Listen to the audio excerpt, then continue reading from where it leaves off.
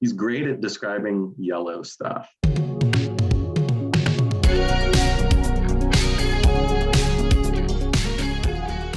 What's up, everybody? Welcome back to Taste Like Music. Jason, Joe, and Crams are here. It is a special week on the channel because this week is the first week that we are doing a Patreon selected artist. This is the January selection.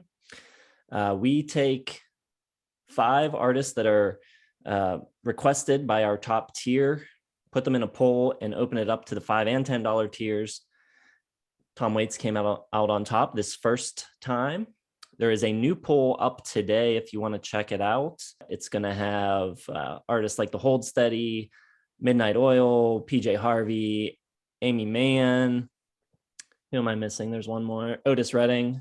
So if you're interested and want to vote and lend your voice to what will be coming up in March, you can join our Patreon at the $5 or $10 tier and place your vote. But yeah, this is the first one. So I think Tom Waits is an artist that if it wasn't selected for us, we probably would have done eventually, but it probably would have taken, a year or two at least. It would have been a while before we got around to it. How much did you guys know going into this? Well, let me look at my list here. I knew exactly one song, Old 55, and that's all.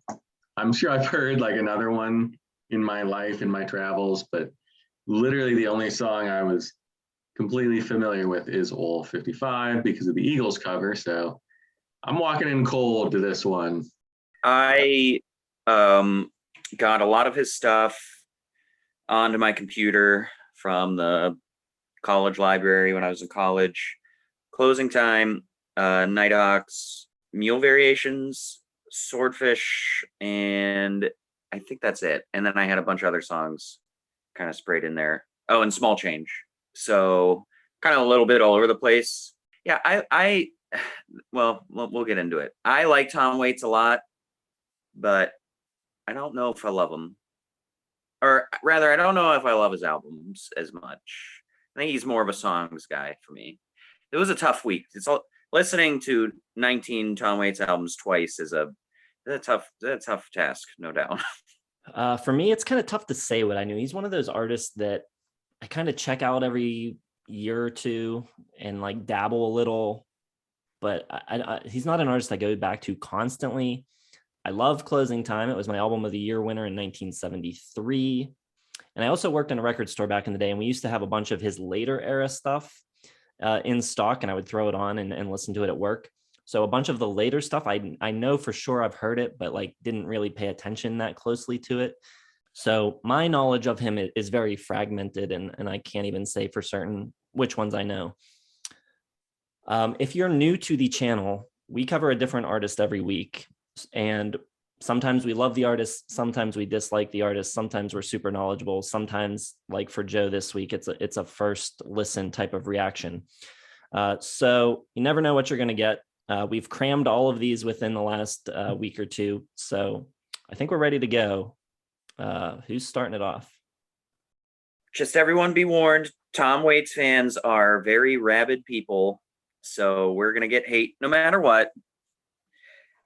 I feel like my list, I'm pretty happy with it. It's honest. It will make sense to no one except me. We're doing 3 at a time, by the way, until we get top 10. 19 for me is Frank's Wild Years. Got it at 2 stars. And it's the only album I have below 2.5. My 2.5 is my decent range. Seems a little weird, like all leftovers from Swordfish and Rain Dogs. And I don't really know if he's doing anything like too new here. I do like some moments on this album. I love and Temptation when he does that falsetto. But there's also a lot too much of just his like buffoon pirate kind of crooning on this I'm not crazy about. And I don't really see any like genius or like motivation behind a lot of this. What I love about like Swordfish and to an extent Rain Dogs is like there's kind of like a nice thematic line right through it, especially on Swordfish. And this one just seems so random to me. I do like Yesterday Is Here quite a lot. I don't know. This is the only album of his that kind of actively annoys me. Number 18, I've got The Black Rider, 2.5, soundtrack to a play. Don't know the play, but the chamber music, pretty good. full of like old kind of German folklore gothic characters kind of. I like Just the Right Bullets. He's good at doing this play stuff. There's no doubt, but for the context of our channel and how we like to listen to music, soundtracks for things I don't know about, I can't really put them that high no matter how much I really enjoy the music. 17, kind of a similar situation. Sorry, Winona, love you. Night on Earth, 2.5. I think he nails the mood really well. I have seen this film and it's a good score, but for listening to it just on its own for musical pleasure, not the best. I think he does a really good job of kind of playing off that one piece and setting it in Paris and New York and all over and LA and kind of tweaking it, making it interesting. But for a straight through listen for rock and pop guys like us, not really something I need to reach back for. So that's what I got at number 17, Night on Earth, 2.5 stars. Okay, I'll go next if I must. Well, this was difficult for me to really get through the whole week. And it started out fine. I mean, I was fine with the way things started, but listening in progression, especially, just do not attempt this. Unless you are a diehard Tom Waits fan, you will not come out happy on the other side. I will say though that once I finished it and went back to the start, it might as well have been like George Michael or something singing, because it was so refreshing to hear like a normal voice. I'm actually with Kramzer. My number 19 is gonna be Frank's Wild Years. This one is based on a song which I hate. One of my least favorite songs of his, Frank's Wild Years, about some guy who, kills his wife by burning down the house because he hated the dog or whatever. It's really creepy, horrible song. So he decided to make an entire play on it. So I hate that. Don't like anything about it. I hate his singing on this. It sounds like stuff he'd already done. It doesn't add anything to his repertoire or his, whatever. So really didn't like that. I have a 1.5 stars, one of my least favorite albums I've ever listened to. Number 18, I got The Black Rider. This kind of gets into, this is 93, so this is where he gets that like Deadwood meets Carnivale kind of like evil circus music theme that runs through the 90s. For whatever reason, he settled on this style. And it just does not work for me at all. This one, I don't know if it's based on a movie or if it's a soundtrack or a play, whatever, but I don't know, the whole cowboy stuff, it just does not work. I don't want to listen to it. A lot of accordion and sort of Western, old timey, creaky production. Hate it, 1.5 stars. And 17, I'm gonna go Bone Machine, which really was the first intro into a new style after Frank's Wild Years and whatever soundtrack. But this one was sort of another shift in direction, the start of it. And it's just another style that I hate. I cannot listen to it. All the percussion, all the weirdness. It's not too far removed from Swordfish on Bones and stuff like that, but there's less melody. There's more drums. It's an hour long or something. It's just way, way too long. And it's sort of that circus freak music that doesn't do anything for me. I will say that Going Out West is a pretty cool song. It's the only song on here I really dug. Sounds like Queens of the Stone Age, which they had actually covered this song later. So clearly, you can pick out the things that are good and you like from this type of music. But as a whole, him doing it just does not work for me at all. Hate it. 2 stars. Off to an interesting start already. But we've all got The Black Rider pretty low. That is my number 19. Like you guys both said, it's songs that he wrote for a play of the same name. It's based on a German folk tale. He really indulges in that carnival ringleader type of persona. I like your description, Joe, the Deadwood meets Carnivale. That's perfect. I really like the title track, but that comes really early in the record. And by the end of it, it's 55 minutes long, 20 tracks. I'm just wanting to hear something with a little more beauty or something that's nice or pleasant. And it's just, it beats you down with the weirdness on this one. And I don't think that anything that he's doing here is bad. It's just like too much of the same thing over and over. I do think there's cool arrangements, cool instrumentation on the record. The marimba or whatever it is on Just the Right Bullets is cool. I like the stomping percussion on the Russian Dance, the banjo and accordion on November. It's all cool. It just doesn't change mood enough. It's really long, not my preferred style of what I want from Tom Waits. And I think Oily Night is probably my least favorite track in the entire discography. 2.5 stars. So no Tom Waits albums that I really dislike, but there's a few here at the bottom that we have to get through that are just kind of like, whatever. 18 is also 2.5 stars. Night on Earth, the soundtrack to the 1991 Jim Jarmusch film. And I think sometimes, soundtracks should be just left to the film. Like Cram said, it probably works well. I've never seen the movie, but I imagine it works as an accompaniment with the visual. But just to sit down and listen to it on its own doesn't work too well for me as an album. Just found it kind of boring. There's a lot of instrumentals, which I'm sure set a very cool mood for whatever action is happening. It just doesn't really hold my interest. I think The Good Old World, though, is a keeper. Good track. Number 17, another 2.5 star record. I have Real Gone from 2004. So you've got a lot of the usual suspects playing on this. Mark Ribot is back. You've got Brain and Les Claypool from Primus, who have also appeared on other Tom Waits records prior to this. They're on Bone Machine, I believe. There's not really any keyboards on this record.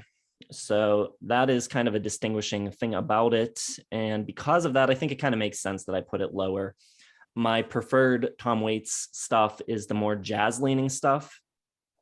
And I don't love all the bluesy stuff as much, at least. And the stripped down nature of this, the lack of keys, really lends to things going more in that bluesy direction. And I think at this point, there's just not that much new happening. He'd be still throwing you a couple piano ballads every record or so. Like you'd get 2 per record about. But on this one, there's not really that much of that going on. Dead and Lovely, Day After Tomorrow are probably my favorite tracks on the record. But not much of this record feels like much of anything to me other than a retread, just kind of doing what he's been doing, but not doing as many of the piano ballads. So it's kind of like missing the thing that draws me to some of those other later records. Yeah, good call on the piano ballads. As weird as his albums can be and the phases of his, creativity is really cool. But he always kind of followed, at least for a long time, that same structure of having like 1 or 2 ballads here and then having like the weird pipe clinking percussion stuff. Like it almost always kind of formulaic. I'm with you though, or I'm with you with the piano ballad stuff. That's my favorite stuff of his. It's the straight up kind of singer songwriter, the drunken, sorrowful, lonely, beautiful stuff. My number 16, I got One from the Heart. Still on the soundtracks here, 2.5. It's decent. Straight up jazz. Crystal Gale sounds really good. I think they have a really good chemistry on this album. But I mean, this is the first time we've ever talked about an album like this because it's not really my favorite kind of music. So I can't really go any higher than 2.5. We're never objective on this channel, but if I must be, I could say objectively for its genre, probably pretty damn good. But, with all the big jazz band stuff, it's just not really my thing. It's pleasant for sure. And like I said, the singing is good. Number 15. We're up to 3 stars here. So good albums only, recommendations only. Even though I love the early stuff and the singer-songwriter forward stuff and the piano stuff, I got The Heart of Saturday Night here at number 15. 3 stars. I think it's good. Joe, what a clown. It's good, but like it's just closing time not as good, pretty much. It's just diet closing time. San Diego Serenade is one of the only early tracks that I don't really like. I think it's pretty cheap writing. He's always a great lyricist, but this one just kind of like listing things like a bad country song. A lot of the songs kind of sound similar. Diamonds on My Windshield is really good. I like Fumbling with the Blues. The atmosphere and everything's good here, much like Closing Time. I just simply think all the songs are better there and after eventually. It kind of just seems like it wasn't nearly as organic as Closing Time, and he kind of just wanted to capitalize on what made Closing Time great and kind of forced it a little bit, but it's still good. And then at number 14, 3 stars, I got Blood Money. Not playing around too much on this album, really going with like his jazz cabaret approach. I like Coney Island Baby. Some of his experimental percussive stuff is sprinkled.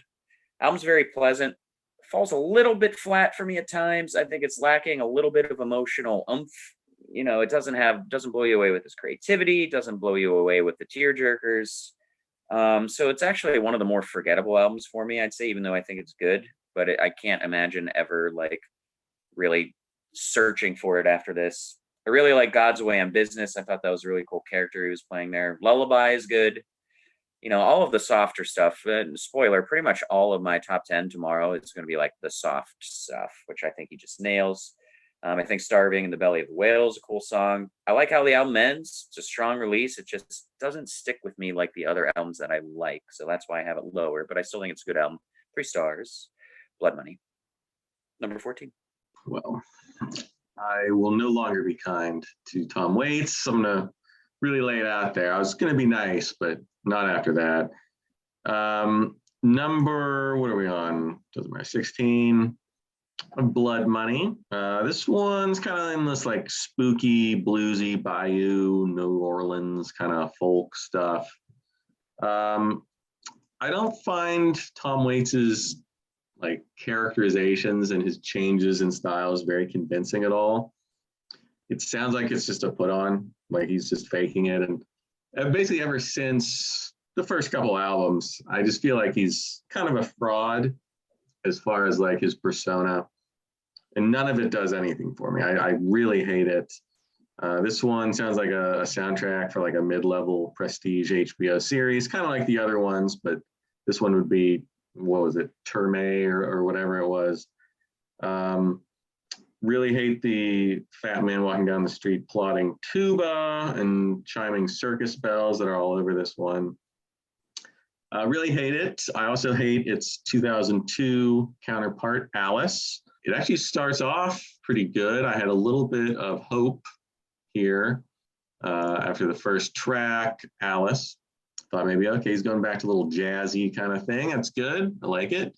And then everything you can think just throws that out the window, back to the barking, annoying voice Tom Waits. And this music, like, it's just so brutalist to me. Like, it's just like buzzsaws to the brain. It's all hard edges. There's just nothing for me to like no melodies, nothing interesting as far as the musicians, the instrumentation goes that we haven't already heard before. So at this point, I was losing it through my Tom Waits listen through. And I'm sure that didn't help. Like if I listened to this like once a year, like as it came out, I can see myself appreciating it maybe a little bit, but I really, really hated this. Real Gone is going to be my 16. Another one that kind of like hinted that maybe there'd be some good stuff on here, but like he just like pulls the rug out from under you all the time. This one definitely a little bluesier, still has the gruffness to it, cowboy kind of lawlessness, old west, blah blah blah. A little more grounded in guitar and banjo. Singing, I think, is a little bit better, but then he kind of pulls that away again after the first 3 tracks, which I thought were decent. Then Shake It comes in. It's just harsh and violent, very repetitive. I really don't like Don't Go Into That Barn. Too many of these kind of I'm so dark and like creepy kind of stuff. And yeah, just jackhammer to the brain. Trampled Rose is pretty good, but after that, other than that, there's nothing on here that I like. Still 2 stars. These are all 2 stars. Hatred. Basically, other than like some Sonic Youth albums that we listen to, these are all like my least favorite albums that we've done on this channel. So really didn't enjoy it. Well, no real surprises there. I think everyone is expecting this from Joe. Was surprised to see Bone Machine so low on your list, but it's also pretty low on mine. I've got it at 16.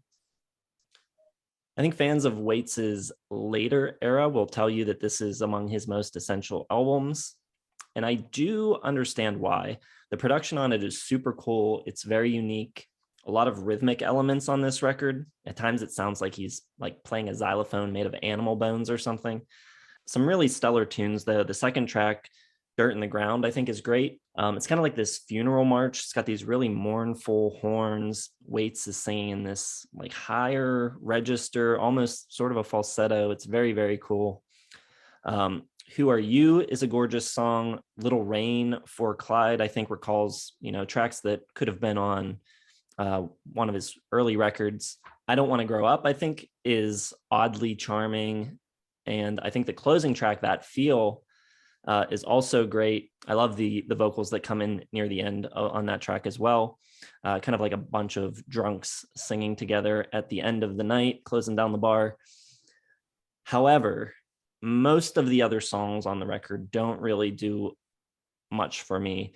A lot of bluesy tunes that don't really draw me in melodically, or like failed experiments like All Stripped Down with that maraca sound that is just like nails on a chalkboard. I don't know what he was going for with that, but man, that's a rough one. There's also like some weird spoken word things like The Ocean Doesn't Want Me. There's like plenty of A+ material here, but the other stuff is like F-. So it's a really like high and low type of record for me. 3 stars, because I do love some of the tracks, but the other stuff is enough to probably keep me from listening to it very often. My number 15, also 3 stars, is Blood Money. This is, again, songs that he wrote for a musical, Wojciech, I guess is what it's called, released at the same time as Alice, the record came out. It's about a German soldier who was driven mad by army medical experiments. I think it's definitely better than The Black Rider, which was another stage play thing that he did. It's not quite as experimental as that. And I think the recordings on this record are a bit more refined. But like a lot of these later records, it's really only good for me for a few of the ballads here. Coney Island Baby, Lullaby, both great. All the World is Green, Whoa, A Good Man is Hard to Find. I think all of those songs are good as well. And compared to Bone Machine, I think Bone Machine has the higher highs for sure. But as a full album listen, I think this one has a better flow, a little more cohesive, and just a more appealing sound overall, start to finish. Both 3 stars. Probably would listen to this one a little more often, though. My number 14 is One from the Heart. This was from 1982, the soundtrack, Francis Ford Coppola film. This is also during the time when he met his wife, Kathleen Brennan, who worked at the studio where it was recorded. Tom Waits wrote all of the songs, but Crystal Gayle sings a bunch of the tracks. They have a couple duets. This is also the last of his collaborations with his producer, Bones Howe. So this is kind of like the last of his early period jazzy sound before he gets a bit more experimental throughout the rest of the 80s. I love this style of his music, the jazzy thing. The players on this sound great. I think the songwriting is really strong. The issue on this record for me is actually Crystal Gayle. I think her voice is pretty, but I don't think it has a lot of character to it. And I don't think like this type of material is really that well suited to her voice. Like next to Tom Waits, she just feels so incredibly plain and out of place. And if I want to listen to a Tom Waits record, that's what I want. I don't need Crystal Gayle there. So 3 stars. I think the players and the playing on this are really, really nice, but not what I'm going to go for very often. Okay. I've got Real Gone, 3 stars. I think it's a cool, like mischievous, devilish kind of seeming album. And then there's a couple of songs that are like rather political, anti-Bush, anti-Iraq war kind of stuff. Must have been hanging out with Neil Young at the time. There are a couple songs on here that have a Latin flair to it, which is really cool. I think this album has really good playing everywhere, pretty noticeable for me. I think Sins of My Father is great, a little long though. He does kind of indulge a little too much on this album. Circus is another one that's like just kind of cool off. And a shocking turn of events, the song Shake It has that early 2000s production, but I actually think it kind of works for me. And I really like the guitar touches on it. I think it's pretty cool. You know, I like everything sounds really rocking and big, which I think is cool. Some of his mouth splattering, like beatbox percussion stuff, is a little much at times. Sounds like he's just doing like sound effects for like old Nickelodeon shows. He's just like, bleh, bleh, bleh, and just whatever. It's fine. Green Grass, I really dig. Make It Rain, cool. Day After Tomorrow is wonderful. I think Jason or Joe's already said that. Number 12 for me, got Mule Variations, 3 stars. Pretty cool, like experimental Delta blues sound here, but you still have that weird clankering, percussion, leaky pipe kind of sound everywhere. I think there's a lot more rhythm and musicality than the stuff leading up to this chronologically.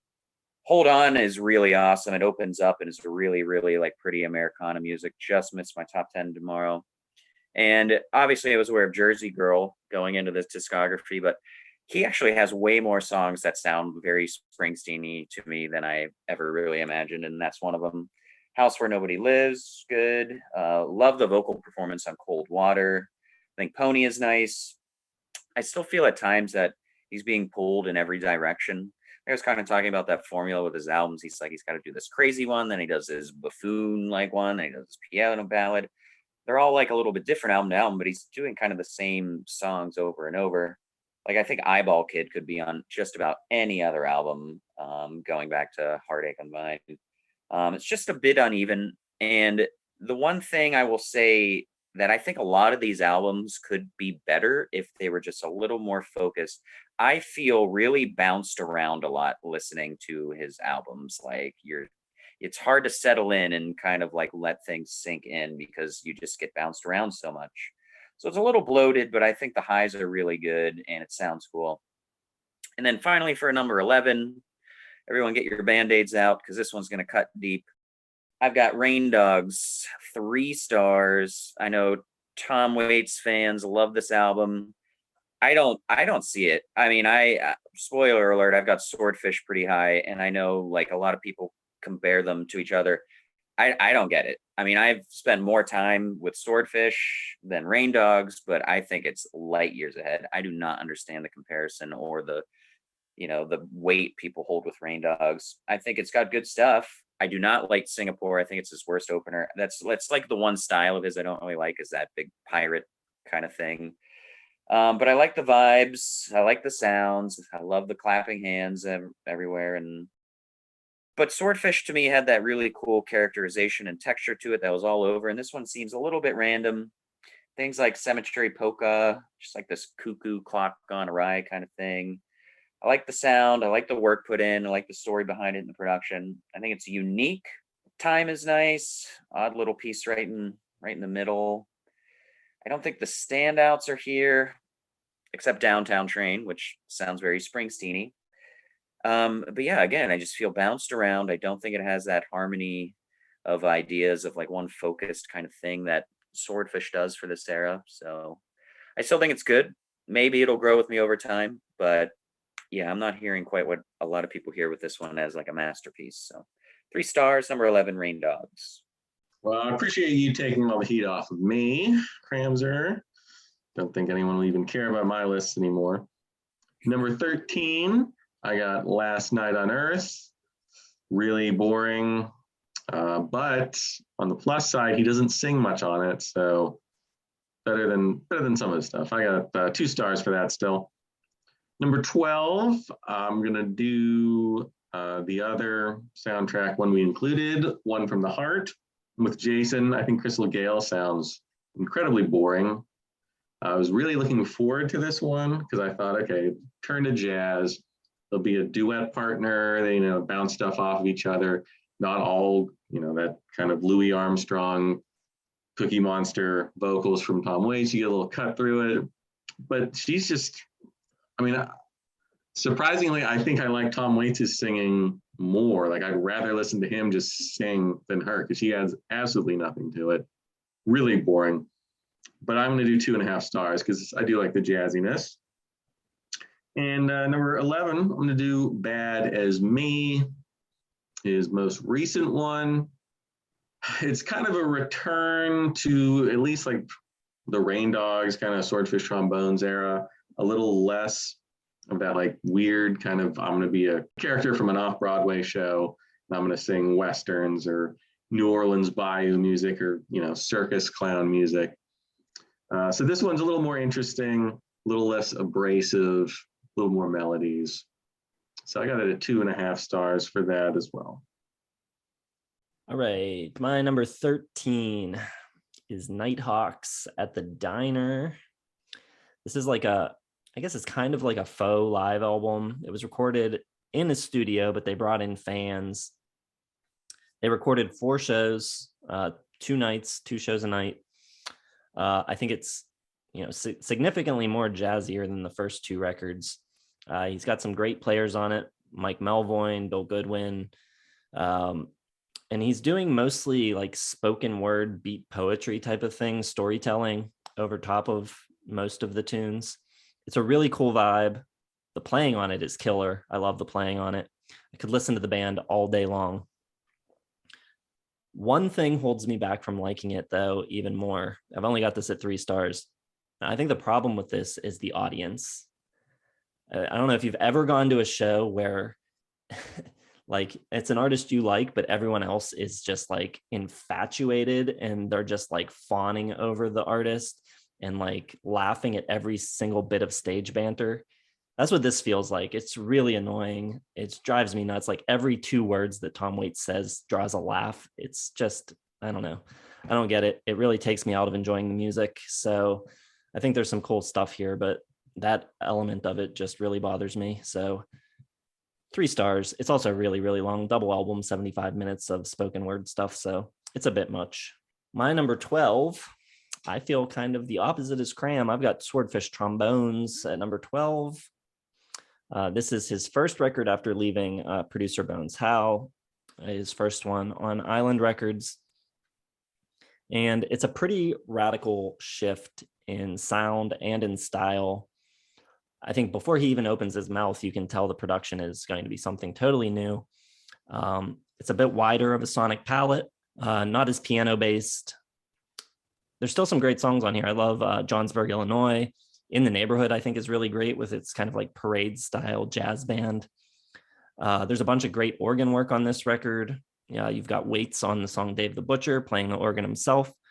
But you also have Ronnie Barron playing on Frank's Wild Years and Eric Bacallis on Down, Down, Down. There's also some really cool spoken word pieces like Trouble's Braids, Frank's Wild Years, Shore Leave. I think it's a really cool record. I appreciate the experimentation on it. I really like the sound of it, but it's just light on like my favorite Tom Waits songs. There's not one song on here that I considered for my top 10. I think it's really important record in his evolution and where the rest of his career would go. But yeah, it's just okay for me song wise. 3 stars. And my number 11, just missing out on the top 10. I've got Bad As Me from 2011, his most recent record. Not entirely different from what he'd been doing since at least like the early 90s. So if you know the sound of the early 90s and the aughts records, then you have a good idea of what this is going to be. However, I think this one is somehow a lot more accessible. I think the production is a lot clearer. It sounds more like musicians playing rather than like some kind of like crazed band of skeletons. It's a little less out there and more like, actual blues musicians. Get Lost has a really cool like swing to it that I don't think he really does on any other tracks in his catalog. It's kind of different, kind of cool. Back in the Crowd has this Tex-Mex vibe to it, and the song Tell Me almost has a little bit of an Everly Brothers feel to it. So he is pulling in like some different inspiration, I think. Maybe for the hardcore Waits fans, it might lack some of the adventurousness of prior records, but I like it. It has good songs. It goes down smooth. It's not as like difficult to get through. It's a pretty easy listen, at least as far as Tom Waits goes. So that one is 3.5 stars, a good record. Top 10 time. I'm starting off 3.5. So I got 10 at least very good, really well-liked albums in Tom Waits' catalog. And my number 10 is Nighthawks at the Diner. I think it's awesome, and I think it's so different, so unique. It's not something you can probably listen to all the time, and it is, an outlier in his catalog. But it's such a cool special occasion album. Like you could put it on while you have guests over and just kind of create this cool atmosphere. I disagree with Jason. I think the audience is a huge part of this album in a very cool way. And it just really puts you right in the place of this like little jazz club. You feel like you're sitting right there. It's done so well. And I love all of his little stories and his humor and everything and the intros to the songs. I think they're all great. I think he is just has the audience in the palm of his hand, even though it's fabricated. Can't imagine it being too far off if you were in a group of 70 that got to see Tom Waits at this time. It would have been awesome. It's got, some beauty to it. It's got humor, highly enjoyable, like little interludes. But Jason was on one thing. The playing on it is fantastic. The band is just really hot. I think his like beat poetry is cool. I love Warm Beer and Cold Women. It's different. So I'm not plucking a lot of these songs into my favorite songs of Waits are all time, but for an experience, for an album, I think it's really cool. It's done incredibly well, and there's hardly any other albums that really feel like this. So gotta give it pretty high marks for that. Number 10, Nighthawks of the Diner, 3.5 stars from me. Right, my number 10, and this one broke my heart. I got Small Change. I just can't deal with the voice, man. Why did he change his voice? Is it a natural thing? Or is he just like pretending to be, this deep, dark, bluesy guy? I don't know. I couldn't find out anything about it, why it just suddenly got so gruff and so low. Whatever, stage presence or persona he wanted to go with really sucked for me to hear that. The jazz is just amped up here to 10 basically. Even on Nighthawks at the Diner, I feel like there was more melody, and there's a lot of jazz and sort of like bebopping and scatting and stuff, but now it's up to a whole new level. And just the vocals kill me. I do not like pasties in a G string at all. I think it's basically unlistenable. I do like the songwriting still. The piano has been drinking, not me, is great. Really funny. He didn't lose any of that. It still carries over from his earlier stuff. He's getting even more sort of dry and sardonic, more alcohol, whatever it was. He's a weird dude, but I like that kind of style. He's very good at being kind of the drunkard with a heart of gold or whatever. But I don't know, the vocals. I can't like it enough to even recommend listening to it. So 2.5 stars for me. I like some of the playing, but I'm not a big fan of all the scatting and stuff that he's doing here. All right.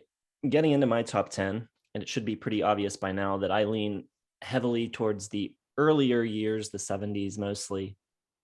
But unlike Joe, my affection for the early music has nothing to do with the voice. I love his super rough stuff, and the gravelier the better sometimes. That's never an issue. My issue with some of the later stuff has to do with more with musical direction than anything.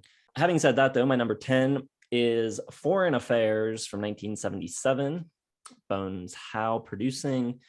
Tom Waits played the demos for Bones, and Bones said it feels like a black and white movie, so that's what they went for, and they went all in on that concept from the album cover to the opening track, Cindy's Waltz, with these sweeping cinematic strings, and Jack Shelton coming in with that really awesome trumpet, really sets the stage for the record.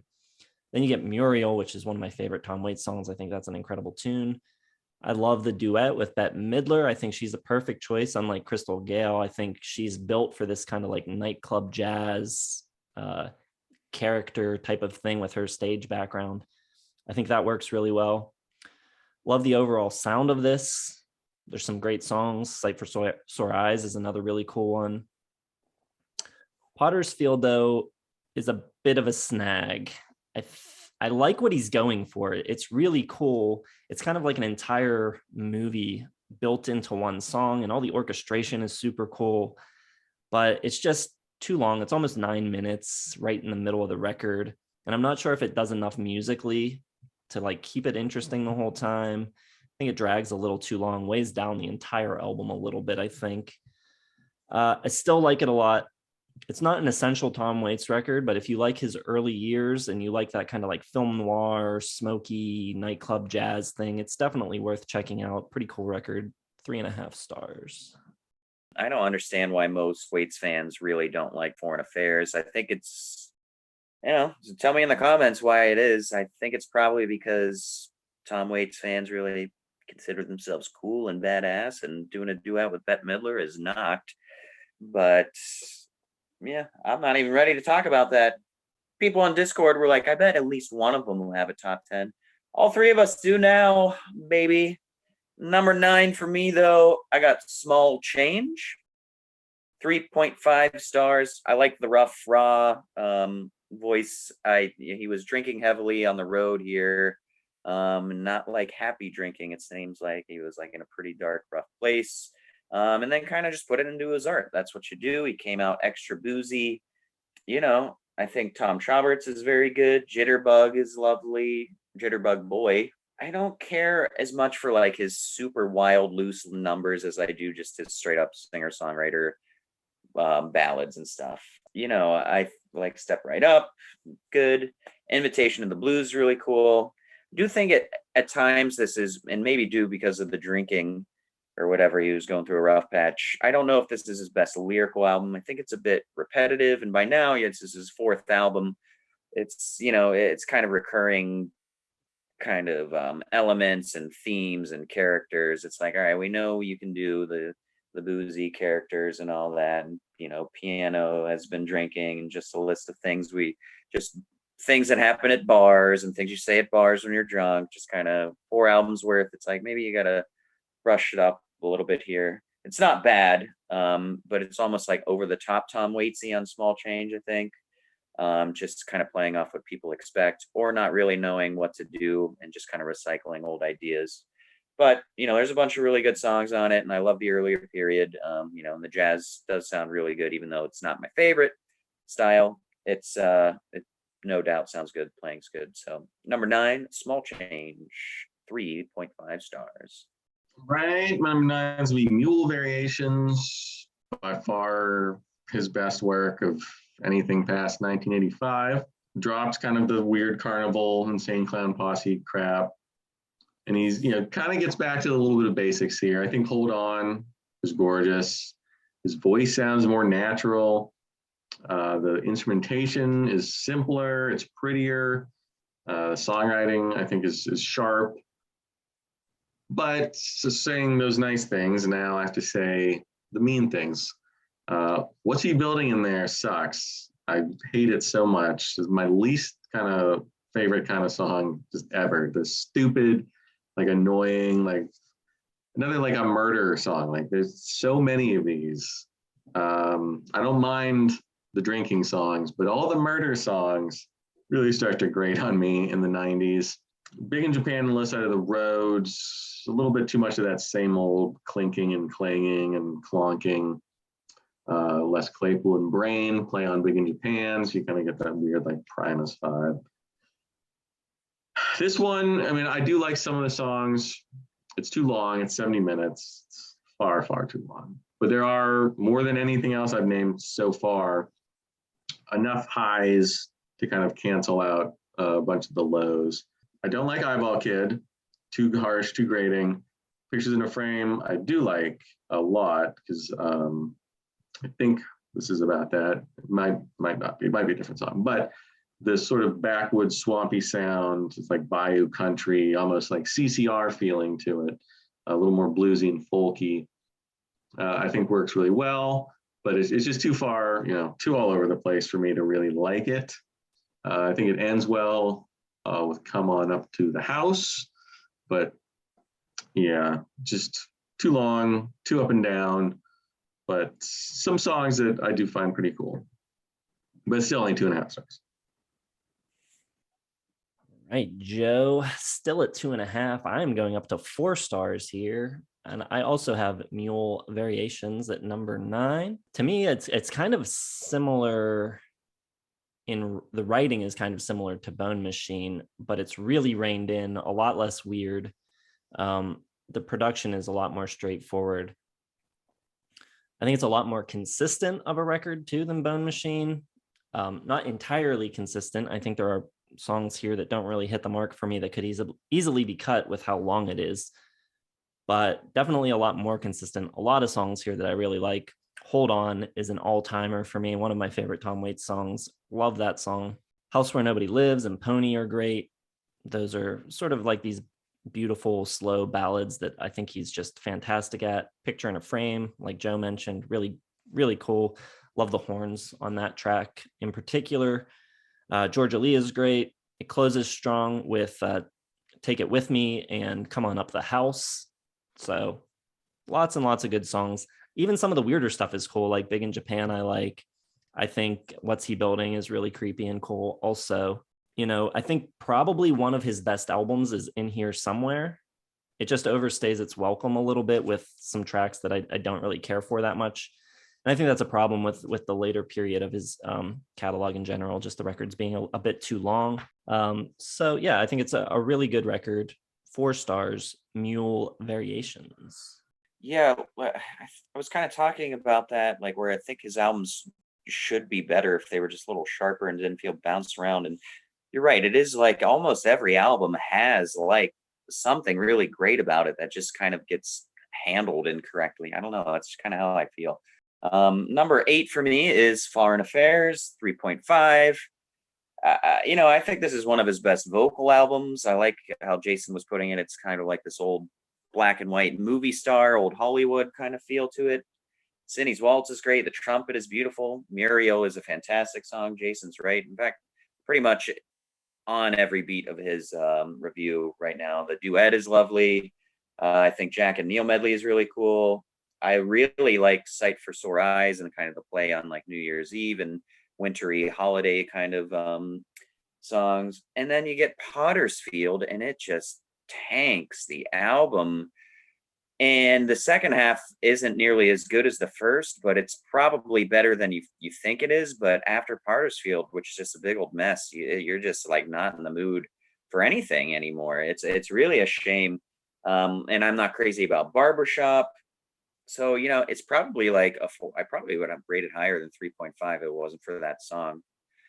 Maybe a good side 3 one day will be like songs that killed albums, because this is one of them for me. I think it's a really strong album. I think it's lovely. I think it's whimsical, cinematic. You know, he loved like old show tunes and stuff and really loved West Side Story, obviously, the covers of them. And this almost has like kind of a West Side Story kind of feel, or at least that spirit of like, you know, the musical theater, just kind of big sweeping sensations. But it's really good at times. 3.5, not quite 4 because of that damn song. But number 8, Foreign Affairs.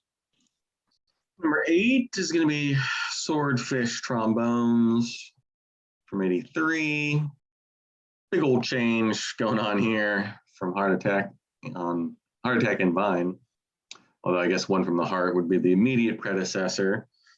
But this one, it is just bizarre. I was not quite prepared when Underground came on for the first time. I was like, is this what he's kind of like shouting like a Disney villain or something. Like it's got that like Nightmare Before Christmas kind of feel to it. It's very bizarre. I don't hate it because it's definitely interesting. Like it's the spooky, murderous vibe. Kind of feels like an extension of like Strange Days Doors stuff almost, like that kind of carnival thing is kind of popping up a little early here, but I don't mind it because it's not quite as harsh and unforgiving as it gets in the 90s and 2000s. And he hasn't completely left behind the kind of jazzy, pretty melody stuff. Johnsburg, Illinois, very soft and pretty. I love the way it kind of like towards the end, it's like he's struggling to complete the song. Like it's just like so slow and reined in. It's real cool kind of vibe to it. But not everything works. I don't like Frank's Wild Years at all. Another kind of murder, gonna kill my wife kind of thing. Doesn't really work for me. The writing is good. Like it's very sharp, and maybe it's too good in some ways. Like it's almost too descriptive and cruel. Kind of like just I don't know, the masochism of it. A little too much, but 16 shells from a 30-06, I find pretty cool sounding. It has like this cool guitar sound kind of behind all the percussion and sort of weirdness that kind of stabilizes the song for me. You know, I don't mind him using like the weird percussion stuff, the hitting on an anvil or a pot and pan and kind of stuff. Like, it's cool. I like it better when there's like real guitar and stuff behind it to sort of like, you know, rein it in a little bit. But In the Neighborhood's kind of got a cool song. But the second half, side 2 of this one, I just don't care much for. I think side 1's pretty darn good. And I had this one higher because I was like, oh, I was going back through it. I was like, oh, wow, like this is a good song. This is a pretty good song. Why did I have this so low? And then I listened to side 2. I was like, oh, well, now I remember. So I have it at 3 stars. I mean, it kind of varied. It was almost at 3.5 at one point. It was much higher on my list, but just don't love much about side 2. So keep it at 3 stars, which is as high as I'm gonna go for like an avant-garde kind of like experimental rock album like this. Like it's just can't do it. Yeah, I thought that was going to be 19 or 18 or 17. So top 10, pretty impressed. All right, my number 8 is Heartattack and Vine, his last proper studio album with Bones Howe, even though they would do one from the Heart together after this. Getting a little bit of a dirtier sound here, at least in places. The electric guitar on the title track has this really nasty, overdriven sound that I think would soon become a staple of his sound. His voice on this record, not only super gravelly, but also very kind of mucusy and phlegmy, just a lot going on in there. Follows that title track with an instrumental with some cool organ and lead guitar work as well. Almost doesn't even seem like a Tom Waits song. It's so conventional, kind of just like straight bluesy type of thing. Downtown, I think, is a cool tune. A little bit of a funky, bluesy, strutting type of groove. Another fairly unique song in his catalog. I think it's the beginning of a much stronger blues presence. Like he'd get a lot weirder with it going forward, but this is where the blues is like almost on equal footing with the jazz on this record. But like I said, it hasn't been like twisted and perverted yet the way it would become. Love the organ work by Ronnie Barron on a lot of this record. Really cool. A bunch of really good ballads on it as well. A little later in the record, Saving All My Love for You, Jersey Girl, On the Nickel, I think are all really cool. Love the orchestration on the closing track, Ruby's Arms. And it's only 9 songs and 44 minutes, which is like the sweet spot. I think that's the perfect length for this type of record, at least. 4 stars. Okay. Number 7 for me, 3.5 stars for Bad As Me. I think the playing on this is really good. Like Jason was saying, it's, not the most adventurous or challenging Tom Waits album, but goes down nice and smooth. Well said. I think Chicago is great. Love the playing and the shuffling. It's got that good train chugging feel to it. It's just really sharp, good Tom Waits music. Like you get a little bit of that rambunctiousness. You get songs like Face to the Highway, which is really like wonderful quality and cool haunting landscape behind. Pay Me and Back in the Crowd are great. Last Leave. A little uneven, bounced around a little bit, which is kind of a complaint I have for a lot of the records. I think the highlights are just so strong here and, just kind of leaning for a little bit more of like rock and just kind of straightforward, more familiar things, and you get some cool stuff in here that's not on other albums too. Like you get like that flamenco kind of style Spanish guitar on New Year's Eve. The accordion there is cool. Tell Me is great. A lot of his albums are too long, and I think this is one that could really, really be suited with a good 15 to 20 minutes cut from it and just kind of make it just a more accessible, sharper, just kind of, Tom Waits rock album. And that would be awesome, but I still think it's very good. That's why I got it in my top 10. Number 7, Bad As Me, 3.5. Number 7 is going to be Foreign Affairs. This one's good, sort of. There's some definite highs to this one. Cindy's Waltz, beautiful playing, no vocals, perfect. But even his singing, as my requisite shot, little zinger. Tom there. But even the singing, I think, on this album is less annoying, less grating, less of a put on. He's crooning more here, which I think works better. Muriel has some just phenomenal jazzy playing behind his voice. I don't know about I Never Talk to Strangers. I don't know if I like Bette Midler as his counterpart. It just, something's missing there. I don't know if there's anyone who can really, pair up with him, at least from what I've heard on his records. I don't hate it, but I was hoping for a little bit better because I had heard about this before listening to it. I was like, well, that could be cool. I don't know. Potter's Field, yeah, there's so sparse. Those hissing vocals, just, so long, 8 minutes and 40 seconds. Doesn't work for me, but it comes back to life a little bit. The album does with Burma Shave. Really great lyrics. I love his line. Took out her barrette and her hair spilled out like root beer. Really cool. And then the shock of trumpet at the ending of that song is really, really great. It's definitely consideration for top 10 Tom Waits songs right there. And Foreign Affair is pretty good. Waits himself, he's the Louis Armstrongness, it's still there, but I noticed it like less on this album. It annoyed me less. So I maybe just reined it back in a little bit. And the jazz playing's great. I never have a problem with the actual instrumentation. It's just, usually it just comes down to his voice for me. So I still have it at 3 stars, but I think it's a pretty decent album. And if you like jazz and gravel voice dudes, then could do much worse. All right, my number 7 is Small Change from 1976. I think it opens with an absolute stunner in Tom Traubert's Blues. I think this is an interesting spot chronologically for Tom Waits, coming after, he starts his career with these like singer-songwriter-y type of records. And then on the 3rd record, he goes way deeper into jazz, doing like this kind of beatnik poet type of thing on Nighthawks. And you're kind of wondering, I felt at least that he couldn't go further with that. He couldn't do another record that was just like all spoken word.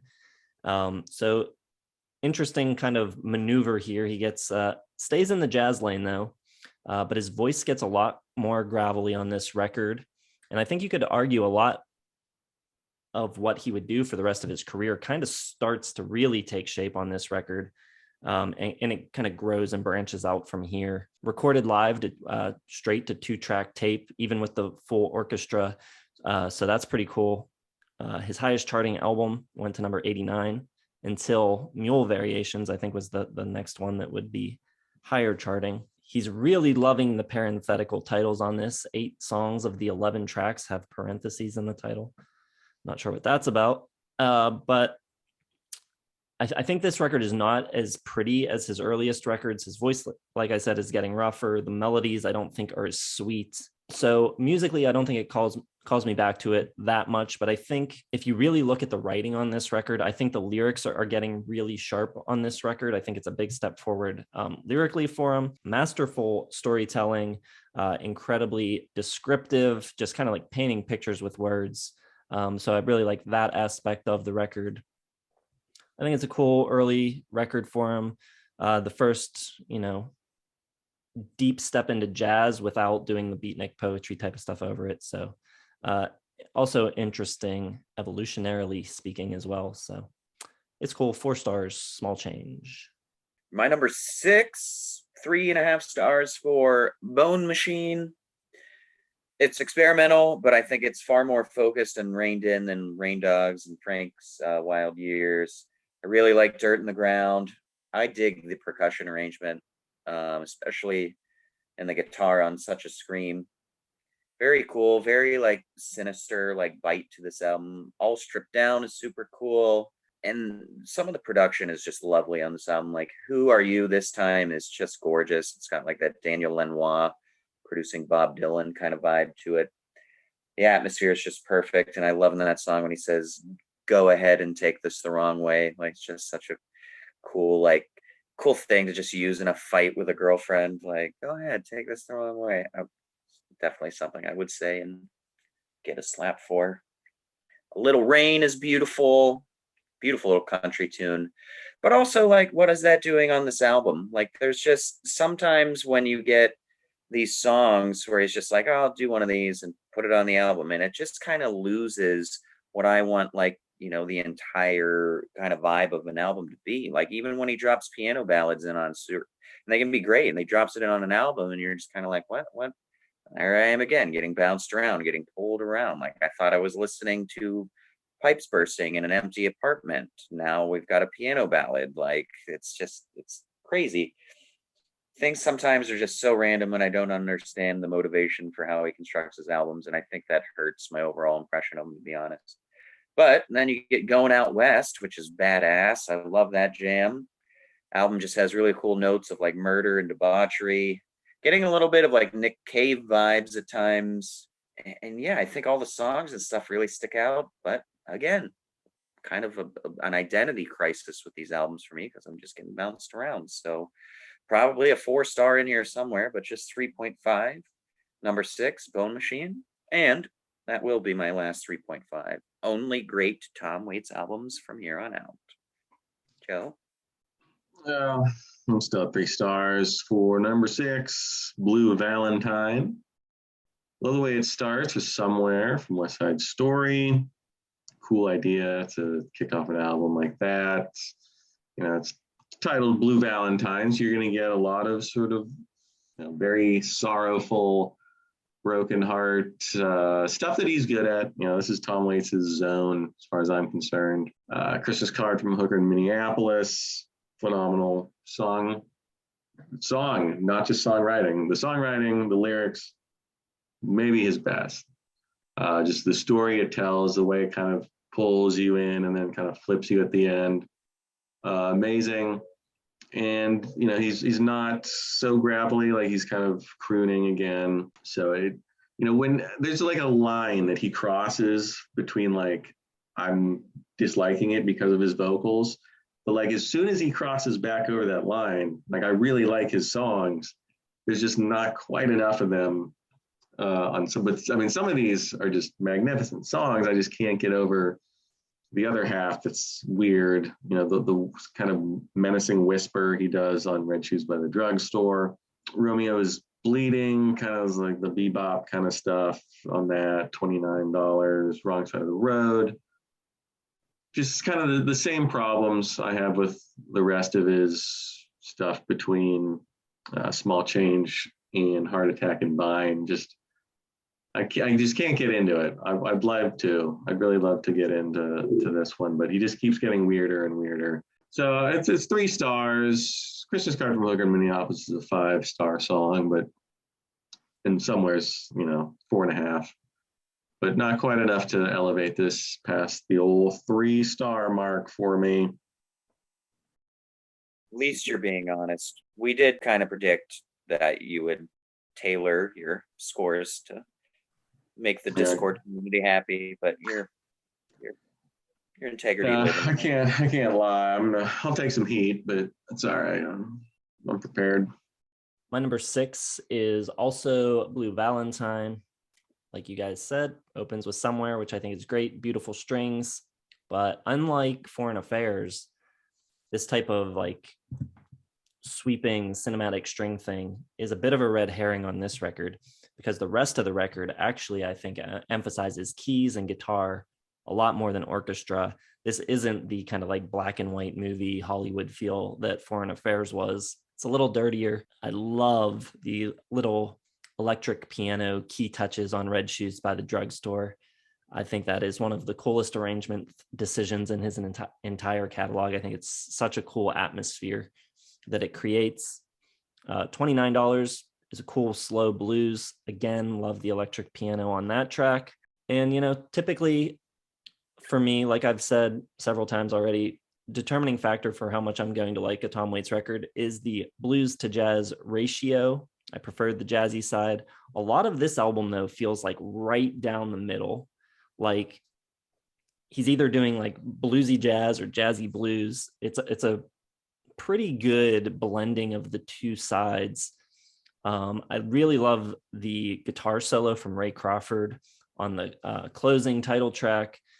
Waits is playing the rhythm guitar, I think, and the way the two guitars work together on that song is really cool, kind of unlike much else in his catalog.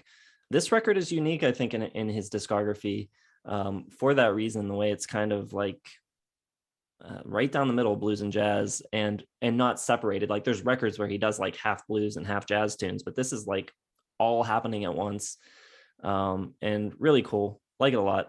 4 stars, Blue Valentine. Let's keep talking about it. I've got it at number 5. I've got it 4 stars. I really love it. I think it's great. Guitar and blues / jazz vibes coming out on this one, and yeah, it's right in the sweet spot of like what I want his style to be, right in between the two, jazz and blues, like you said. I do disagree with something both of you guys have noted. I love West Side Story. It's a top 10 film for me of all time. I love seeing it live. Have not seen the Spielberg remake yet.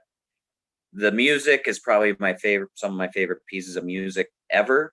And I think he does a decent job with it, but it doesn't do it justice. It just makes me want to go back and just check out West Side Story again.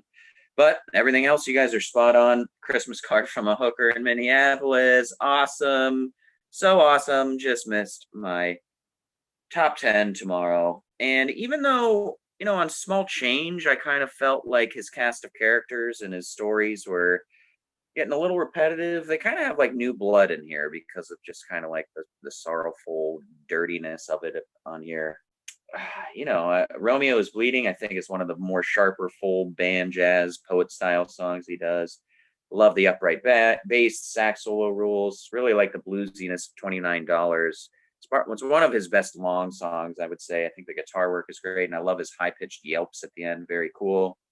Whistling Past the Graveyard is really cool and different for him. I love Kentucky Avenue, even though I think he might oversing it a little bit. I know he can be more delicate and still do that style, and I think he should have just reined it in.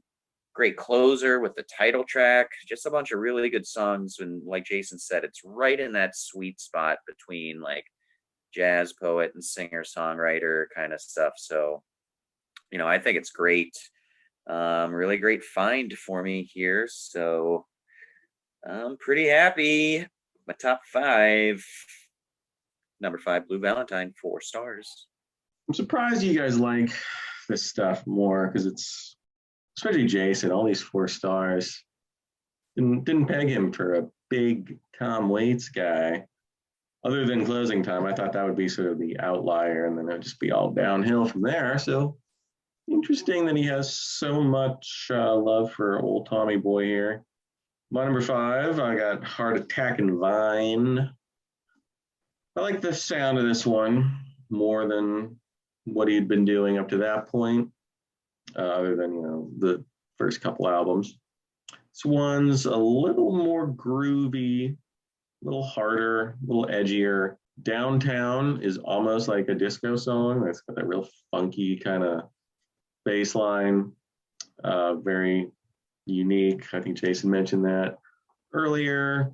Jersey Girl, people probably think this is a Bruce Springsteen song because he covered it later, but really, I like the lyrics a lot. You got those heart-tugging string arrangements coming in.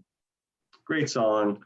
It's not like modern per se. This is the 80s. Like all these albums kind of feel like from a long forgotten era or something. But this one has prominent organ and keyboards on here. A little more like those stabs with electric guitar, especially until the money runs out. And the bluesy shuffle of Mr. Siegel, not bad. So, a little bit more blues, a little bit more rock, even, popping up here a little more pop. So I like the change in direction. I think is good for him. Gets real crazy, obviously, on Swordfish Trombones, but I believe this was like his last album before he got dropped by his label, and maybe it was a stab for respectability. He got dropped anyway. Interesting, I didn't dislike this one. It's close to 3.5 stars. I'm not going to give it to him because I don't want to inflate his grades anymore, but it's pretty close. Pretty close. Number 5 for me is going to be The Heart of Saturday Nights, his second record, the first one with Bones Howe, but not much of a departure from Closing Time. Maybe a little bit more jazz coming in. I really love Tom's voice on these first 2 records. Like I said, I never mind when his voice gets super rough, super gravelly. I don't mind that at all, but I do really like the way it sounds when it's not like that. And I think he sounds great on these early records. Some great songs on this record. I like San Diego Serenade a lot. I think that's a good song. Shiver Me Timbers, probably my favorite on the record. I like the title track a lot. On the whole, I think it's a very good record. But for this type of music writing, where it's a little bit more singer-songwritery, I think the personal tales, or at least songs that feel personal, work a lot better. And I think there's more of that on Closing Time, where on this record, I think he's already going into like a character-driven type of writing, and it doesn't feel like it's coming from his heart quite as much. And that's a totally valid way to write songs. Like, it works really well on an album like Foreign Affairs, where he's like playing characters and telling stories, and it's super cool. But I feel like the more intimate style of writing here doesn't lend itself as well to that. I still love it. I love the sound of it. I love his voice on it. I like a lot of the songs a lot, but that's kind of my justification for having it a bit lower than Closing Time and a couple of the other records I have ahead of it. Still a 4-star record. I think it's really cool. Heart of a Saturday Night. All right. My number 4, and I feel like this is one that I am going to go back to and I think could climb, because I think it is absolutely lovely. I've got Alice, 4 stars. I think it is just beautifully arranged, pieced together, full of like somberness at times. It's like an album of poetry and like poetic kind of, it's very flowery for him. Really delicate, like eulogy effect, especially brought to life by like Flower's Grave. The songs at the core are just really strong, and everything's kind of simplified, stripped down. You get these really lovely strings everywhere serving things really well. And the whole album has this cool, like pretty fluttering candle flame about to go out kind of quality. Like he's just holding on to something here. Based on a play. I don't really know much about the play.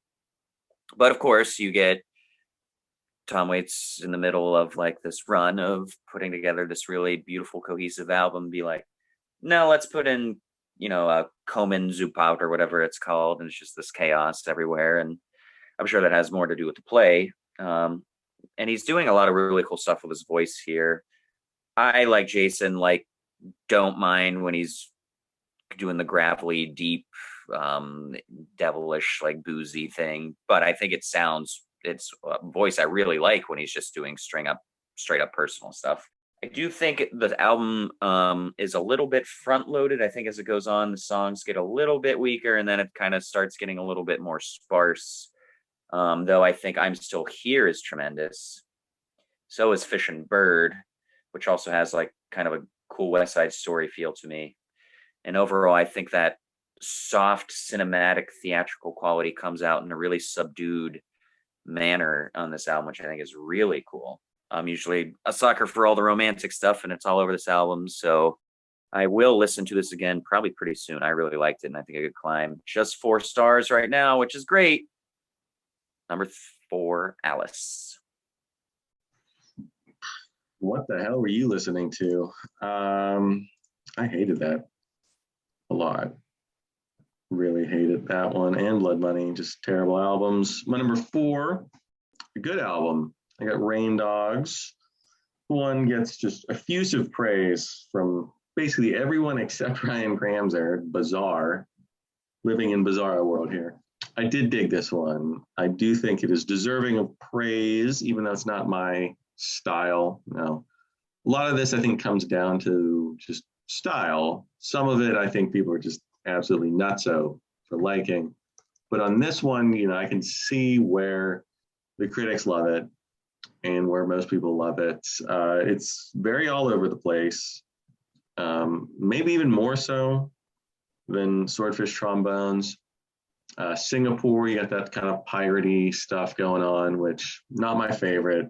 I'll agree with Cramser. I think he was critical of the way it starts, this album. Between Singapore Clap Hands and Cemetery Polka, I was almost ready to throw in the towel and just be like, I'll pretend like I listen to this. This isn't going to go for me. But then it kind of takes like a complete 180, starting with Big Black Mariah. I think it really kind of turns around, does a 180, starts getting a lot more interesting. Even Big Black Mariah kind of has that harshness, that interesting percussion, the jagged guitar, the rusty razor blade, vocals from Waits. But it just starts to become a little more interesting. And by the time you get to Hang Down Your Head, which is kind of this really cool country blues, great pump organ, nice guitar from Mark Ribot. And you get something like Blind Love, which comes a little later, but great fiddle on that. You got Robert Quinn, aka the guy who plays on Girlfriend by Matthew Sweet. Time has some nice lyrics, great accordion. Downtown Train is great, even though it's pretty harsh vocally.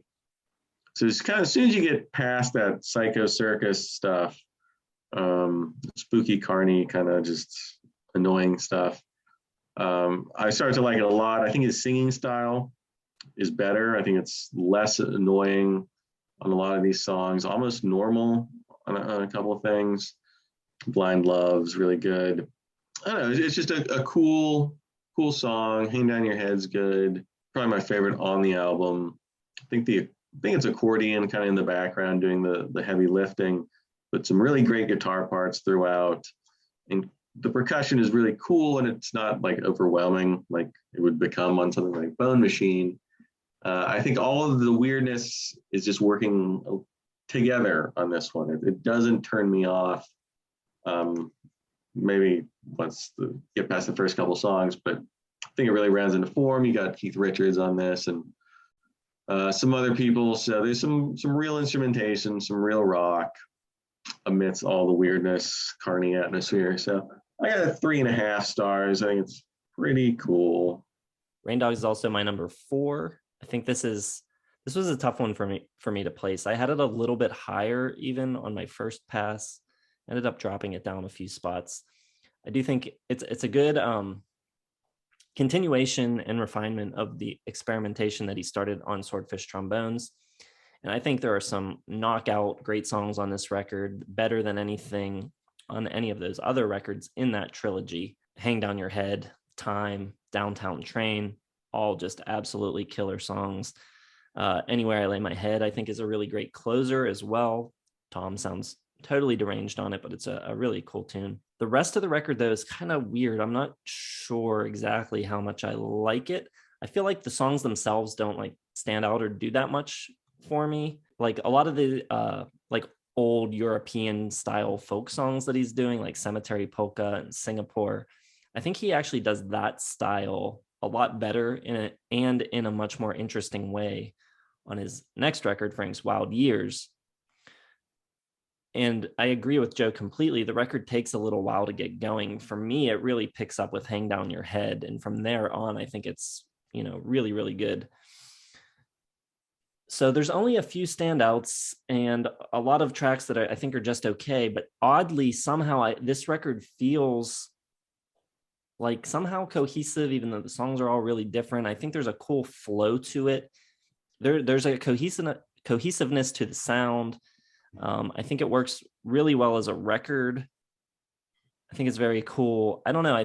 People love this record. I think people will be upset that none of us have it number 1, but I'm not quite there on it yet. Yeah, I think it's good, but I don't see what the genius that other people do. My number 3, Heartattack, 4 stars. I think this is great. Did kind of think this might be Joe's number 1. Organ and rock and bass, pretty cool on this album. The playing's a little bit more up tempo. There's like more bounce. There's more percussion in general before he goes super crazy with his percussion. Jersey Girl is wonderful, just made for Bruce, so good. If you haven't noticed, I really love Springsteen. Really dig The Money Runs Out. On the nickel is beautiful and kind of reminiscent of his early work. The strings returning a little bit. You get cool like Randy Newman piano vibes on Mr. Seagull. I think with like some of the more upbeat tracks and more driving rock style at time makes for a pretty good album experience. Jason said it was right. It's 9 songs, 40 minutes.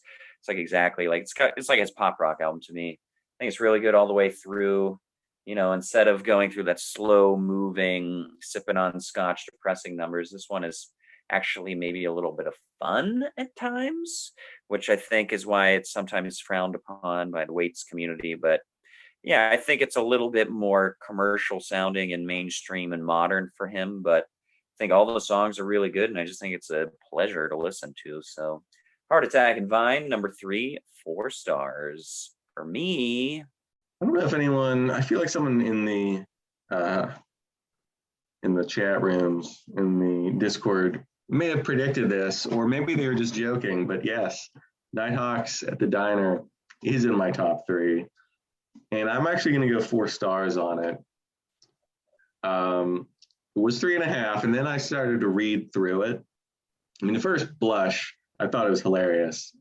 I think he is a hilarious dude, clearly from this album. When he goes, "I'm so horny, the ass crack of dawn better watch itself around me." That is hilarious. And there's so much great writing in this, other than the little comedy bits. On Putnam County, Burgermeister beer guts and the swizzle stick legs, jackknife over Naugahyde stools, and the witch hazel spread out over the linoleum floors.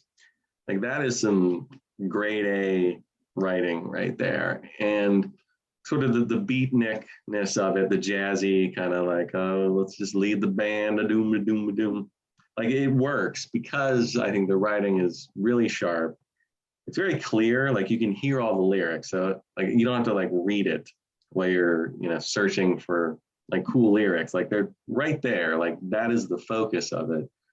And I think he is talented enough to make it interesting. I think his jokes are great.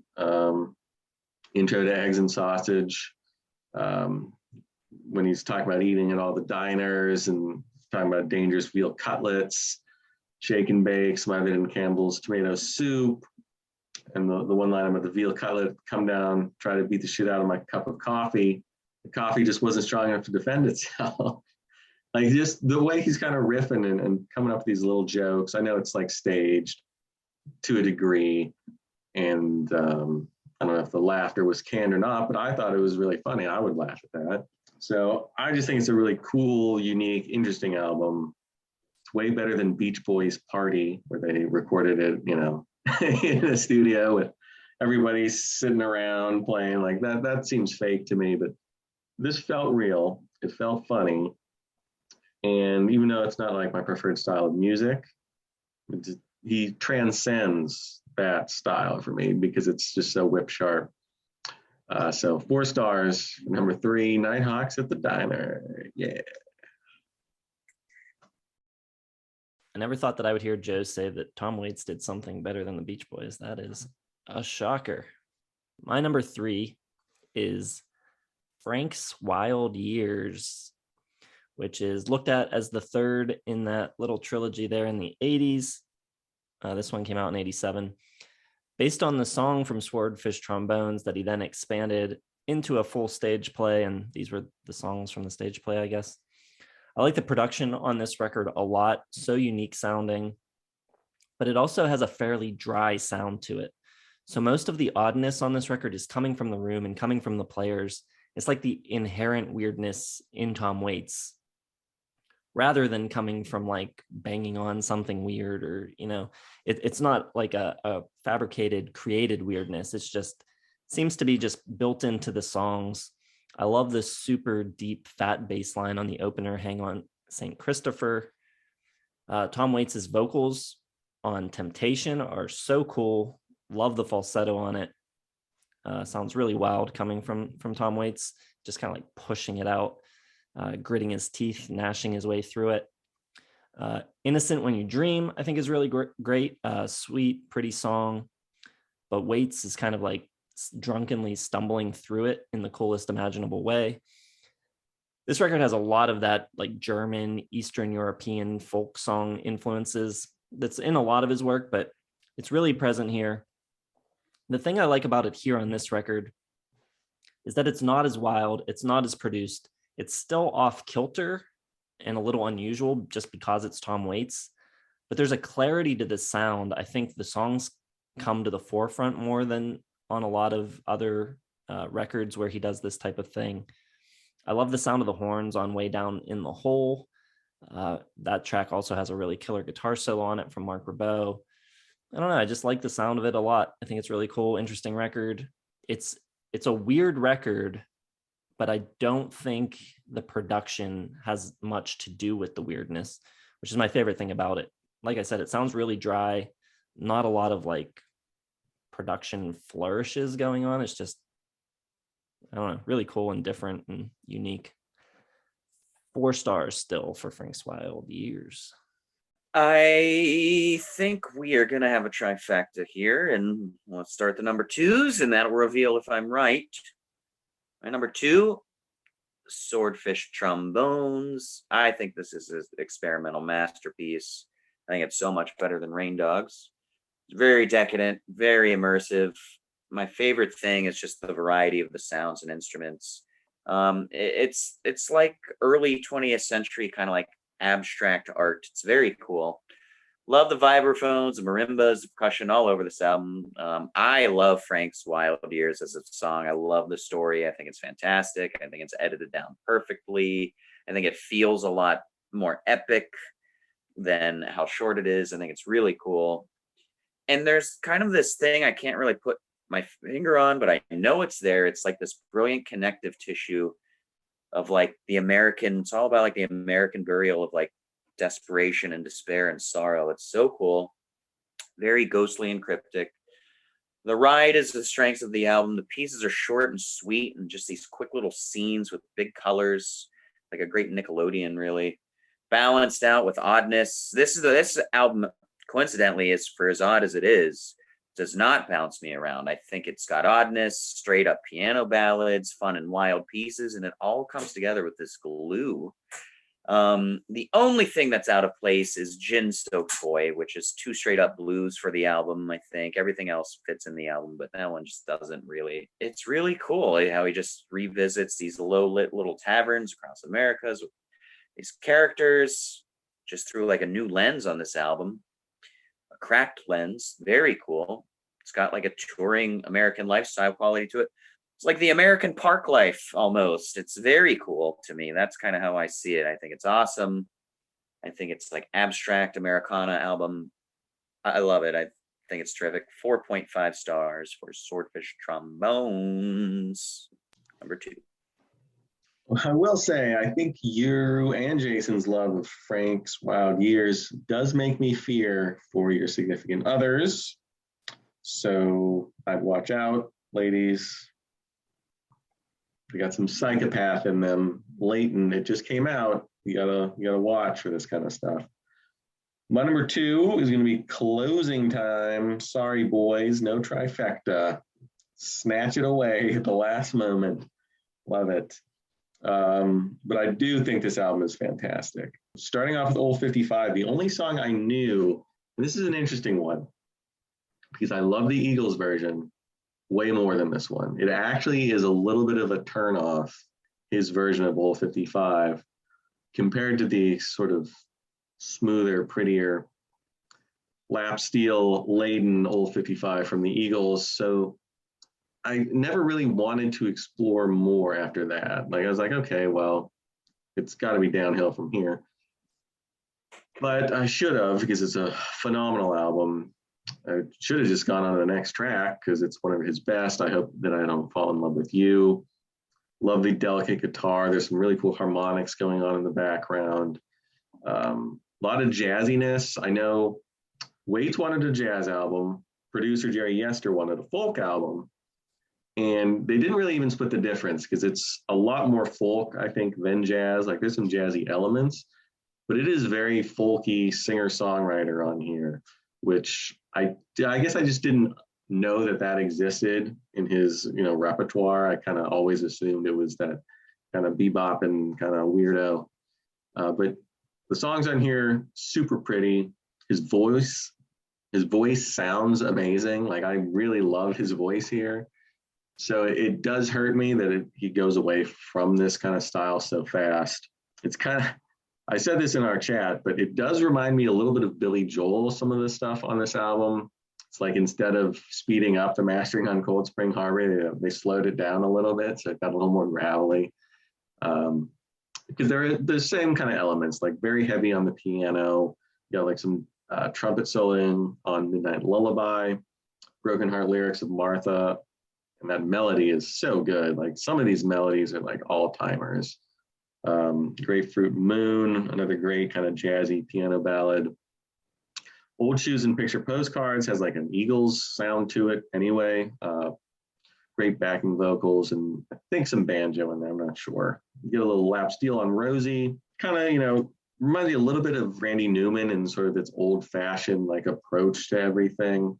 Not quite as satirical, but I think Waits Minds like Romance and Broken Hearts, the way that Newman uses satire and sort of, political and, social commentary.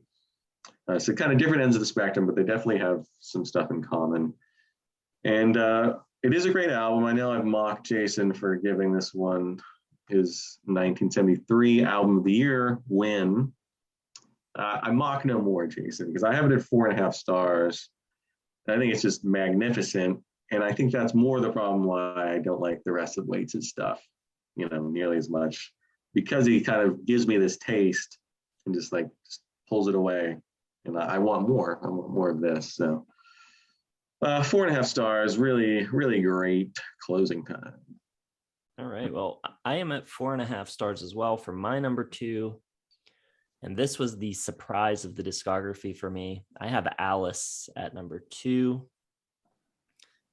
This record blew me away and I needed it too. I was getting to that point in the discography where, it happens when you do 19 records. Even if you like the artist a lot, you get to a point listening to so many records by the same artist in a week or two that you start to get a little burned out and fatigued, and you probably start to judge the later records a little unfairly because of that.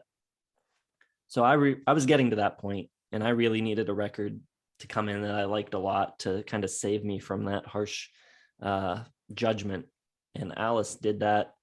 This is a record that is again based on songs that he wrote for a play that was about Alice Liddell, who was the obsession of Lewis Carroll and who he wrote Alice in Wonderland about. The cool thing and the thing that struck me immediately about this record is that in the middle of all these late period records where he's doing all this weird stuff, this record is not that weird. He's not doing the whole carnival barking type of thing. No nightmare fueled sonic hellscapes or anything like that. There's a couple tracks where he kind of dabbles into that, but this is really a return to jazz piano ballads, a lot of really simple, beautiful, haunting melodies.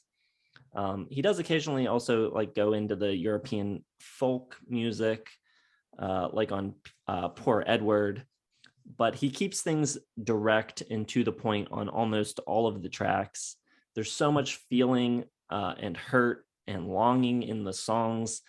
The title track, which opens the record, is so good. The mood of it, the feeling of the music paired with the lyrics. It's about Lewis. It's written from the point of view of Lewis Carroll, basically sitting and watching Alice ice skate. And there's this real sweetness to it, and there's a sadness to it. There's also a little of uneasiness to it, like he's watching this little girl skate, and it's a little, but the lyrics are fantastic. He's talking about skating on the ice and outlining her name until the ice breaks and he falls in. It's just really poetic and really cool. I'm Still Here is great. Flower's Grave is great. Fish and Bird, Bar Carol, all gorgeous songs.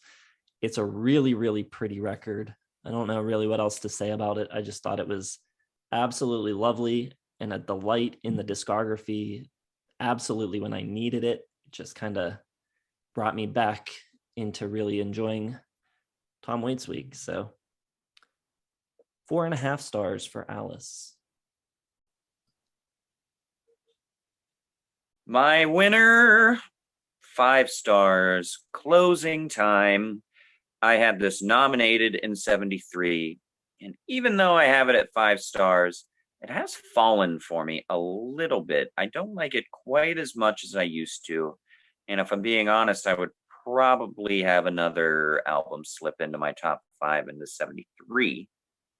But it's still 5 stars, and it's tremendous because all the songs are just so good. He's like a cooler, more direct, sipping on scotch Randy Newman on this album. I like how Joe said he had like an old-fashioned approach to this album, and it's dead true. Old 55 is good, so much better than the Eagles version. Joe might be worried about us with Frank's Wild Years and Our Significant Others, but Joe is raising a child with this idea that the Eagles version is better, so that's also dangerous. It's just a really cool album, drenched in regret and sentimentality. I like how all of the songs are like so slow moving and perfectly like tied. Every song is like a perfect like bow tied to it. They all feel like they're songs for like the end of the album or the end of a movie. Like you're just like spent after listening to one 3.5-minute song, and then you're like, oh man, there's 10 more of these coming. Like, good Lord. Like, but it doesn't like wipe you out. You're not sick of it. You're just like, it's so heavy. I Hope I Don't Fall in Love with You is wonderful. Great lyrics everywhere. So soulful and lonely. I mean, there's no way some of these weren't written with just him and a notepad sitting in a corner, like with like no light, just drinking and with a candle light, like at a bar. And they're like, Tom, we're closing up. I told you. And he's like, just give me one more second. I got one more line right here. Like, yeah, it had to have happened that way. The album has like this cool, the sweetness of it, like Jason said about Alice, makes it like this adult Disney lullaby album almost, like for drunken bedtime nightcaps. It's so cool. It can be very whimsical. I think Ice Cream Man is great. And yeah, because it kind of leans towards folk singer-songwriter, there's something kind of oddly rustic about it at the same time, which I think is really cool. He's just pouring it out. I mean, I love these kind of albums, but there are very few albums that don't just straight up pour your heart out like this album does. I mean, he's just open heart surgery, cut open on a slab, and it's all cigarettes, piano keys, and whiskey. Like, it's awesome. It's really honest. I can see where Joe is like, yeah, some of the fake phony like jazz beatnik thing comes off a little bit forced later on, and the character of that, but I don't think there's anything pretentious or forced about this. I think it's really sweetly done. So that's my winner, 5 stars. Closing Time. My winner is going to be, what is it? Oh, well, there's only one left. The Heart, Saturday Night. And it just, by the narrowest of margins, I had them back and forth all week. I just kind of like the concept album nature of this a little bit more. The way it feels like a song cycle, kind of like, this is a person, a blue collar guy getting ready to go out, paint the town red, which, they make abundantly clear on New Coat of Paint. They're going out, they're painting the town red, and it's sort of like this song cycle that just kind of hits on all these different beats of just nightlife, smoking and drinking in bars and, hanging out at the diner afterwards. You didn't find a girl or anything, but that's all right. You got stare at the waitress for a while where you eat your, scrambled eggs and sausage. And it's just got an incredibly cool vibe to it. There's a little more jazz, a little more booze in this one, less sweetness, less of the folkiness. And I disagree with Jason. I think it's pretty different as far as the sound, other than maybe San Diego, Serenade, and Please Call Me Baby. And even those kind of just touch on that folkiness. Like, there's no slide guitar. There's nothing like that. There's no banjo on this. It's, I think, very much rooted more in that jazz style. And this is the Tom Waits I love the most. The boozier, very blue collar, very kind of down to earth Tom Waits. Still, doesn't have a girl, lost his girl, singing about regret.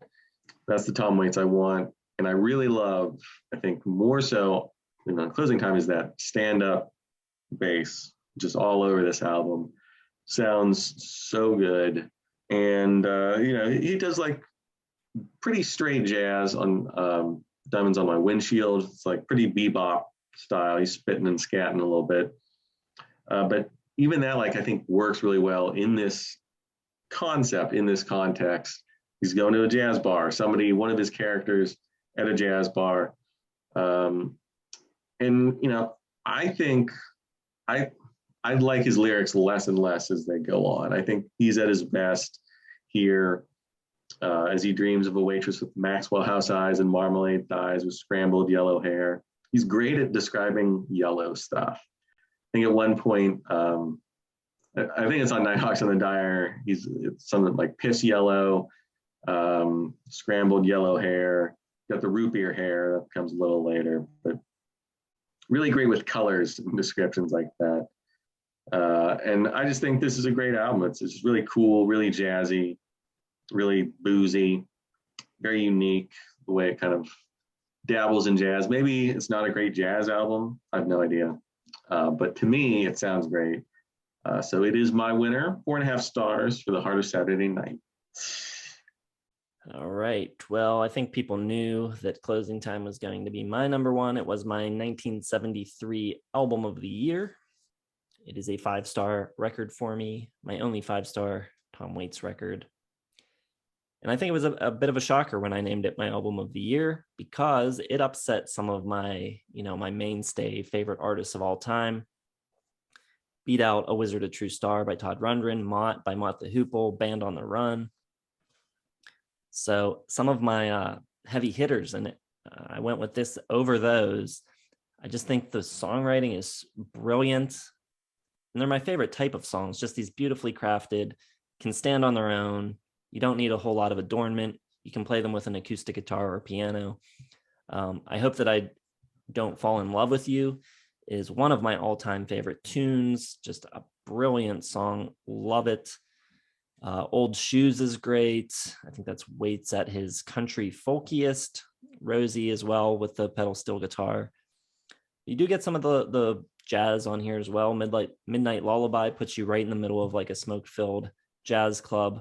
I Love Martha. I think that's one of his catchier melodies in his catalog. There's a really good chorus. Lonely, I think, is great. Truly sounds lonely. You've got the sound of the piano just reverberating through what sounds like a very large room and nobody else around.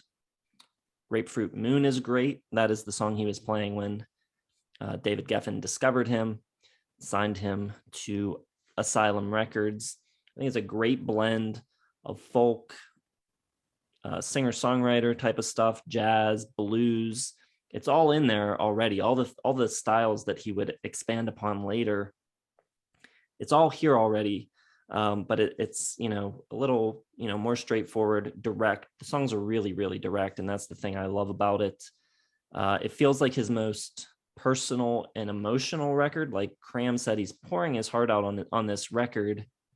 And it's maybe the only record of his where he feels like he's doing that and it's him and he's not like writing about some other character. It definitely feels like the closest to his heart that we ever get.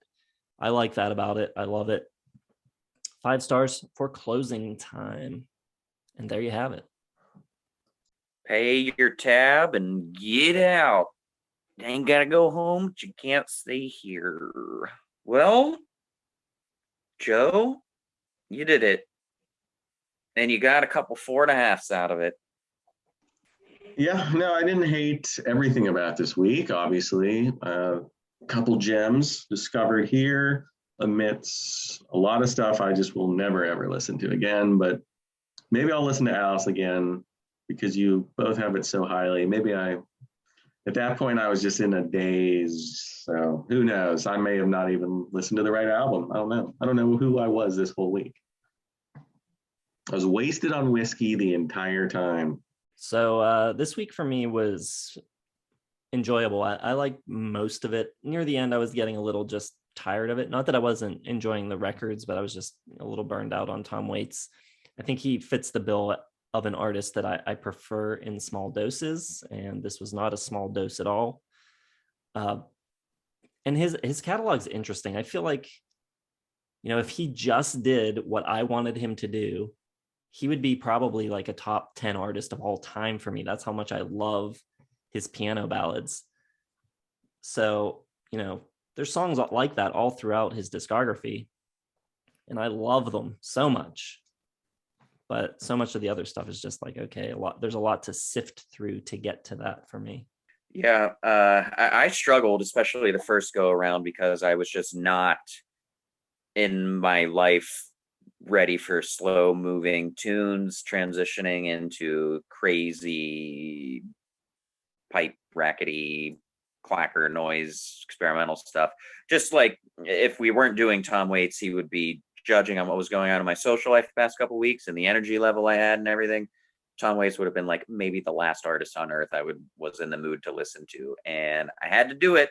And the first go around really sucked, and I was so sour about it. I was like, I don't even know if Closing Time is 4.5 stars anymore. It might be 4 stars. I'm just not in the mood. And then I kind of focused and went back, and I was like, okay, no. And so going through it first time, it was tough, but it warmed me up and got me zoned in, and I'm happy with my list. But yeah, it was tough for a bit. Yeah, this is not always the best way to experience music, what we do here, but it's fun and we love doing it. Let us know what you think of Tom Waits. Drop your list down below. I'm sure there will be a lot of opinions. I've already seen a lot of variety of opinions in the discussion on the Discord. Some people love his early stuff. Some people love the later stuff. Some people just worship him, everything he does. Other people just can't get into his voice. So there's a lot of things to discuss. We can drop it all down below. If you enjoyed the video, be sure to hit the like button. Subscribe to the channel if you've not done so yet. Hit the bell for notifications. And as we mentioned early in the video, consider checking out our Patreon. We are taking an artist every month from the Patreon suggestions and covering it on the channel. So if you want to be part of that decision-making, head over there. The $5 or $10 tiers will get you access to the polls. And aside from that, just check back tomorrow. We'll be doing our top 10 favorite Tom Waits songs. Thanks for watching. We'll see you in the next one.